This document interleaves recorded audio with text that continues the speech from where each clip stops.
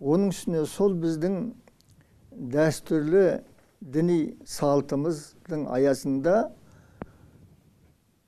прокурорсыз, түрмесіз, полицейсіз қазақ халқы, ұлы далада өмір сүріп жүрген қазақ халқына қазіргі мына әлемде орын алған, Қазақстанда да орын алған сұмдық қылмыстың түрлері бар.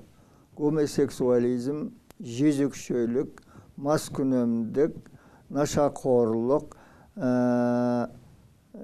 содан кейін жаппай ажырасу, ата-анадан бас тарту, ақша үшін адам өлтіру деген сияқты педофилдік қосыңыз. Мінекей 8-ін мен санап өттім. Осындай нәрседен таза болды. Мінекей сондықтан да біз өзіміздің дәстүрлі діни салтымызға бас иеміз. Халықты аман сақтап келген, мына советтік дәуірге дейін аман, мынау бүкіл әлемді жайлаған азғындықтардан аман сақтап келген сол біздің дәстүрлі дініміз болды.